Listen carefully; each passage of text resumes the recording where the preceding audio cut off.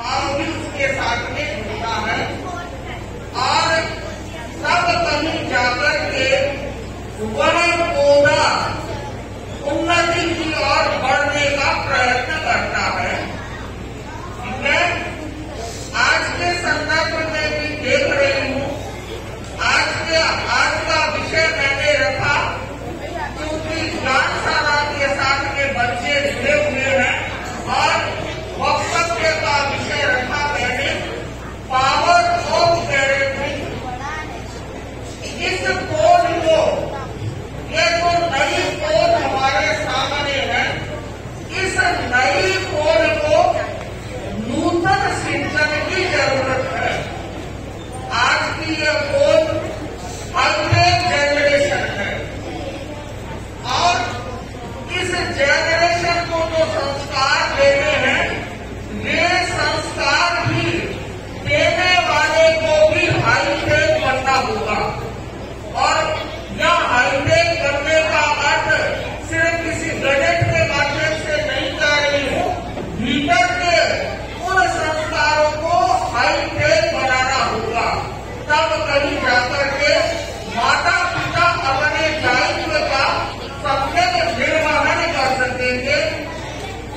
माता पिता जो इन बच्चों को धरती पर लेकर के आते हैं, मुझे लगता है उनका सबसे बड़ा दायित्व यह होता है कि उन बच्चों को आप लाड प्यार तो देते ही हैं, कि उस लाड प्यार के साथ में जीवन की सच्चाई का भी बोध कराएं कि आगे जीवन में जाकर तुम्हें करना क्या होगा, तुम्हें रहना कैसे होगा, नहीं तो जिंदगी बड़ी दुरूह बढ़ती चली जा रही है।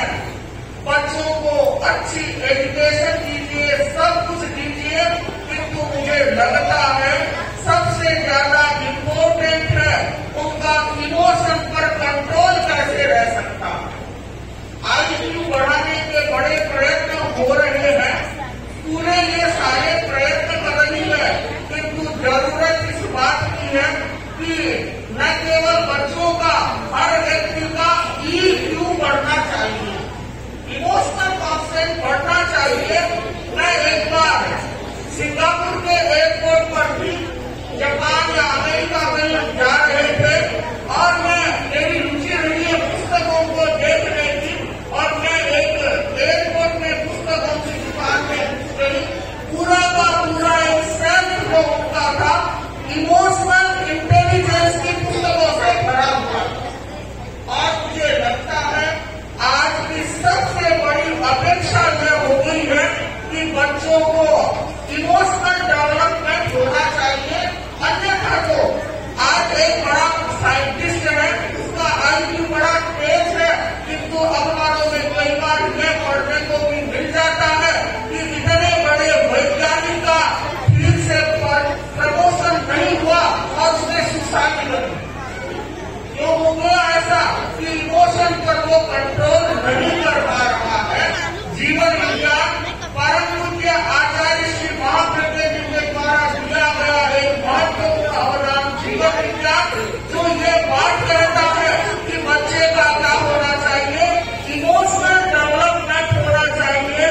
और मैं तो ये कहती हूँ बच्चों से पहले पेरेंट का इमोशनल डेवलपमेंट होना चाहिए। आज हम रोल मॉडल की बात करते हैं कि वो हमारा रोल मॉडल है, वो हमारा रोल मॉडल है। मैं तो ये कहना चाहती हूँ कि पेरेंट्स को बच्चों का रोल मॉडल बनना चाहिए।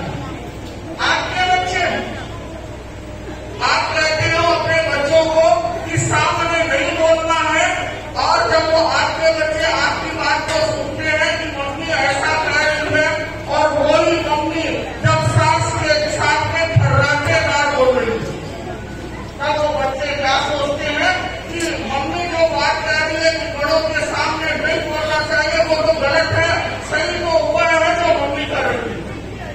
तो जरूरत किस बात की है कि आप जो बात अपने बच्चों को सिखाना चाहते हैं, वह बात आपके जीवन में भी आनी चाहिए।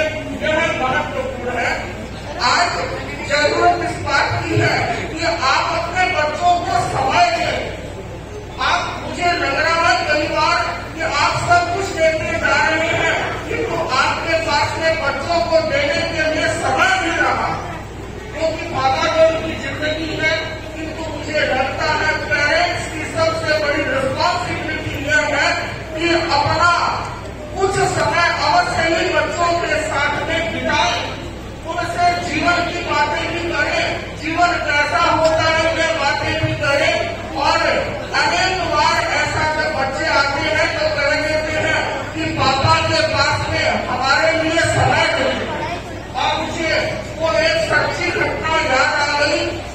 एक सामान्य परिवार या मध्यम परिवार था। पिता अपने बच्चों की परिवार को चलाने के लिए, बच्चों को आगे बढ़ाने के लिए जॉब करता था और जॉब करने के बाद में ओवर टाइम भी करता था, जिससे कि पैसे थोड़े और आ जाए और फैमिली को मैं अच्छी तरह से चला सकूं। उसका एक बच्चा था। बच्चों में कौन सी कहानी कह रही हूँ? देखो, तुम्हें कहानी सुना रही हूँ, मैं तुम्हारी कहानी सुना रही हूँ, बच्चे की कहानी सुना रही हूँ। तो उसके बच्चा था और वो देखा करता था कि मेरे नेबर के जो मेरे दोस्त हैं वे अपने पापा के साथ में खेलते हैं। उसका भी मन होता था कि मैं भी पापा के साथ में खेलूं, क्योंकि पापा समय पे नहीं आ पाते थे, वो ओवर टाइम काम भी किया करते थे और बच्चे के सोने का समय हो जाता था, वो सो जाता था और सुबह स्कूल चला जाता था। मन में खूब आता कि मैं पापा के साथ में खेलूं। एक दिन उसने पापा से पूछा कि पापा, आप मेरे साथ खेलो ना, मुझे आपके साथ खेलना है। उसने कहा, बेटा देखो, खेल नहीं सकता, मैं लेट आता हूँ ना, मैं ओवर टाइम भी करता हूँ। तो पापा को कितने रुपए मिलते हैं कि मैं ओवर टाइम करता हूँ? तो मुझे क्या मिलते हैं? 100 रुपए मिलते हैं एक्स्ट्रा। उसको मैं लेकर आता हूँ। कुछ दिन बीते और बच्चा पिता का इंतजार कर रहा है, जगा हुआ है, और आया पिता और कहा, पापा मुझे 20 रुपए चाहिए। कितने रुपए चाहिए? 20 रुपीज चाहिए मेरे को। पापा थक हार करके आया था, काम करके आया था, और कोई आदमी क्या मांग ले, उससे कोई पैसा मांग ले तो बड़ी कठिनाई आ जाती है। दूसरे में व्यक्ति को कुछ पता नहीं चलता है। आज ऑफिस में बॉस ने भी कुछ कह दिया तो कई बार ऐसा होता है, उसके सामने वो बात कही नहीं जाती कि जो फ्रस्ट्रेशन किसी दूसरे पर निकलता। और बेचारा बच्चा सामने आया और लगा इसके थप्पड़ आया। 20 रुपए 20 रुपीज मांगने वाला नहीं है मेरे पास। और बच्चा रोता हुआ चला गया, कुछ बोला नहीं, रोने लगा। थोड़ी देर बाद उस पापा ने सोचा, अरे मेरा बेटा कभी मेरे से पैसे मांगता नहीं है और आज उसने पैसे मांगे। मैंने उससे यह भी नहीं पूछा कि तुम्हें पैसे चाहिए क्यों, इसलिए चाहिए, सॉरी। मन में गिल्ट फील हुआ। और बहुत बार ऐसा होता है, करते समय व्यक्ति को पता नहीं चलता कि मैं क्या कर रहा हूँ, किंतु बाद में उसे बोझ होता है कि ऐसा नहीं करना चाहिए था। और उसने भी सोचा, मुझे बेटे के साथ में ऐसा नहीं करना चाहिए था। उसे कम से कम दे नहीं सकता पैसे, तो यह तो पूछ ही लेना था कि तुम्हें पैसे क्यों चाहिए। वो अंदर गया, बच्चा रोता जा रहा है। अपना गुल्लक, हर बच्चा अपना क्या रखता है? आदि रखेगा, गुल्लक रखेगा। अपने पैसे इकट्ठे करते हो? हाँ, बच्चे इकट्ठे करते अपने। हम भी बचपन में क्या करते थे कि खर्चा ना हो और कहना कि गुल्लक में डालो अपने पैसे। तो उस बच्चे ने गुल्लक खोल रखा था और अपने उस गुल्लक में जो पैसे थे वो निकाले। कभी उसको गिन रहा था, कभी उसमें डाल रहा था। पिता पीछे से देख रहा है और सोचा, ये रोता जा रहा है, पैसे को कर रहा है, मेरे से पैसा मांगा, इसके बाद में क्या पड़े हुए हैं? पैसे पड़े हुए हैं। और बेटे के पास में गया और कहा, बेटा तुमने पैसे मांगे कि हाँ पापा मुझे 20 रुपीज चाहिए, इसलिए मैंने आपसे मांगे थे। तो उसने कहा, बेटा तुम्हें 20 रुपए चाहिए थे, तुम्हारे पास में तो पैसे पड़े हैं ना। सुनना, उस बच्चे ने क्या कहा कि पापा मुझे आपके साथ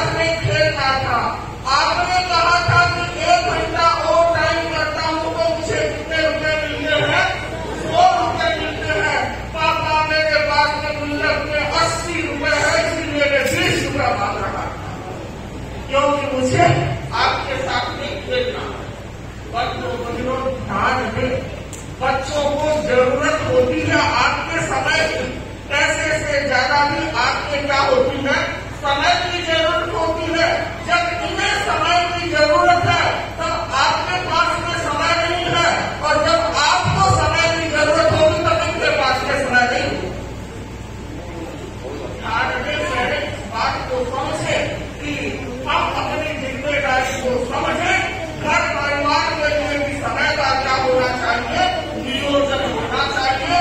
बच्चों को कीमत समझाए, ऐसा भी नहीं आप किंतु बच्चों को पैसे की क्या है कीमत ही समझानी चाहिए कि पैसे पेड़ के नहीं लगते हैं। कहीं वो गलत रास्ते में नहीं चले जाए तो उनको नसीबे मिले कैसे, उनको पता ही नहीं है कैसे कमाए कैसे जाती है। मैं कई बार वो बात कहा करती हूँ। एक बार मैं अमेरिका में थी और अमेरिका में जिस घर में रुकने से बड़ा संपन्न परिवार था, बड़ा अच्छा परिवार था, दोनों पति पत्नी कमाया, बड़े इंजीनियर थे और मैंने देखा 5 आदमी उनके घर में रुके थे। तो सुबह सुबह उनका बेटा सुबह उठता 13-14 साल का होगा, सुबह जाता वापस आता पसीने से तरबतर हुआ रहता और हमने देखा एक दिन वो कर रहे थे तो वो बच्चा पड़ोस के क्या अखबार बांट रहा था, न्यूज पेपर दे रहा था। आश्चर्य हुआ हमको, बड़ा परिचित हो गया था परिवार।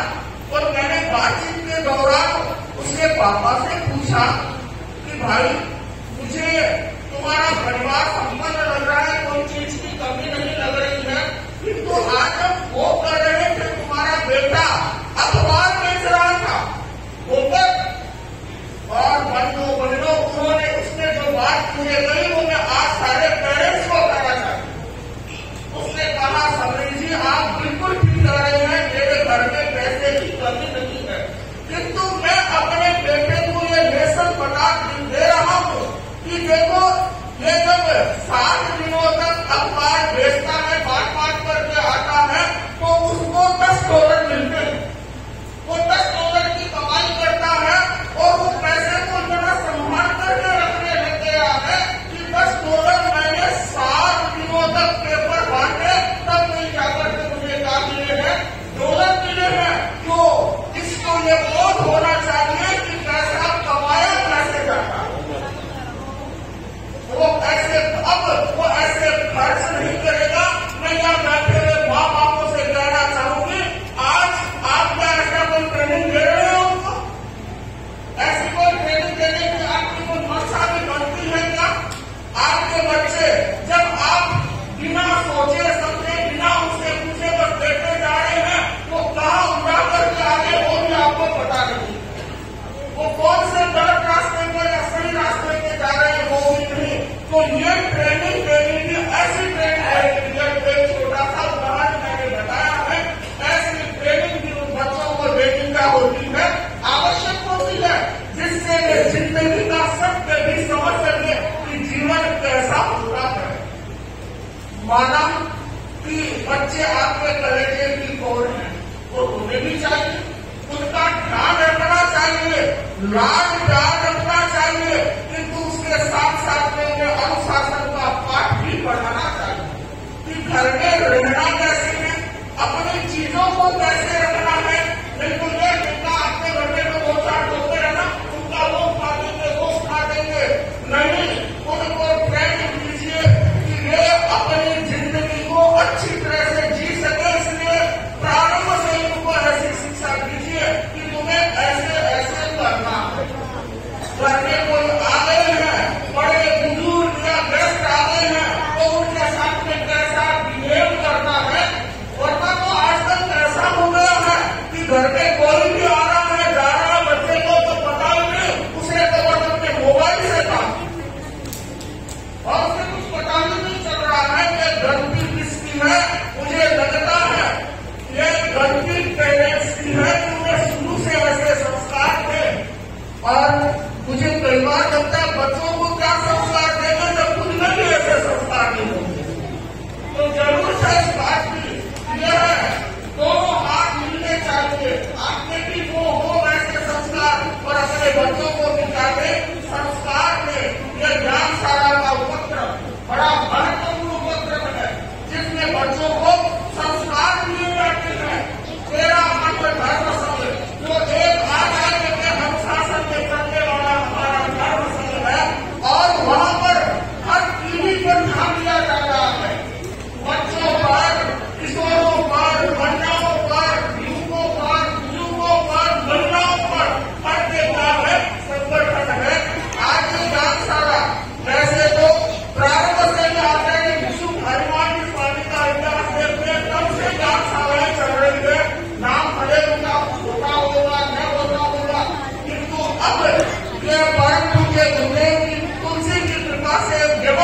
ज्ञानशाला का प्रारूप प्राप्त हुआ है और वर्तमान में 40,000 ज्ञानार्थी ज्ञानशालाओं में पढ़ रहे हैं।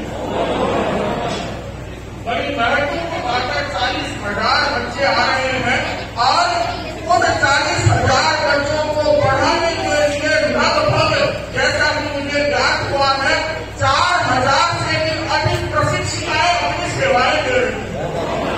4,000 प्रशिक्षिकाएं, जिनका कोई वेतन नहीं होता, कुछ भी नहीं होता, बड़े निस्वार्थ भाव से ये ज्ञानशाला की प्रशिक्षिकाएं इन बच्चों को हर संडे या हर सैटरडे, जो भी समय का प्रबंधन होगा, तो अपनी निस्वार्थ सेवाएं दे रही है। मैं हर बात को बात करती हूँ कि ज्ञानशाला की प्रशिक्षिकाएं बहुत साधु आदमी पात्र है, जो अपनी सेवाएं दे भावों के साथ दे रही है, तो ये बच्चों को संस्कार दे और यह संस्कार भी जीवन में पढ़ाने के साथ साथ में जीवन के संस्कार भी देते, कैसे उठना, कैसे बैठना, कैसे रात में जा रहे हैं, वो कर रहे हैं, ऐसे संस्कार न आए आगे जाकर के, ये संस्कार आप लोग ज्ञानशाला में उनको दे देना।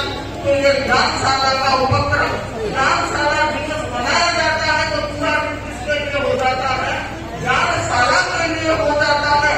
तो बच्चे उन संस्कारों के साथ में आगे बढ़े, बच्चों के भीतर में बड़ों के प्रति कृतज्ञता का भाव होना चाहिए कि जिस प्रकार से हमारे पेरेंट्स अपनी आवश्यकताओं को कम करके हमें आगे बढ़ाने का प्रयत्न करते हैं, तो कृतज्ञता का भाव उनके प्रति हो, पेरेंट्स के प्रति, बड़ों के प्रति आदर का भाव हो।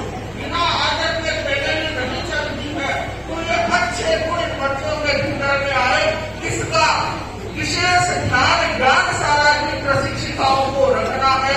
तो आज ये ज्ञानशाला दिवस मैं पिछले कई दिनों से देख रही हूँ, हमारी प्रशिक्षिकाएं बनने कितनी मेहनत कर रही है,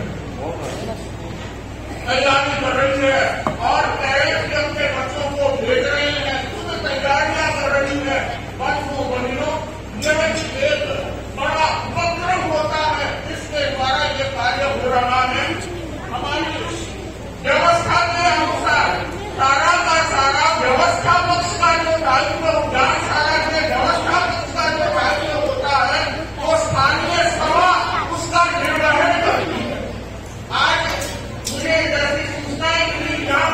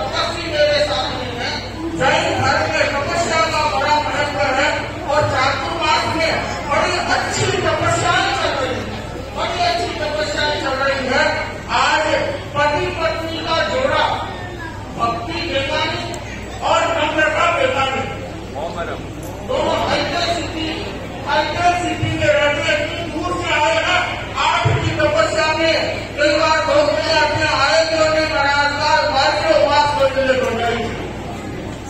ऐसा मैंने सुना 28 की तपस्या लेकर के वो तो हमारे सामने उपस्थित हुए हैं। तो आज के लिए ग्रामशाला के दिवस में वो एक घोड़े की तपस्या वाले भी आ गई और कई तपस्याएं हुई है, कई जोड़े आए हैं, बाप बेटे का, भाई भाई का, बहन भाई का। किंतु मुझे लगता है कि 28 की तपस्या लेकर 16 की पति का जोड़ा आया था और आज 28 की तपस्या लेकर पति पत्नी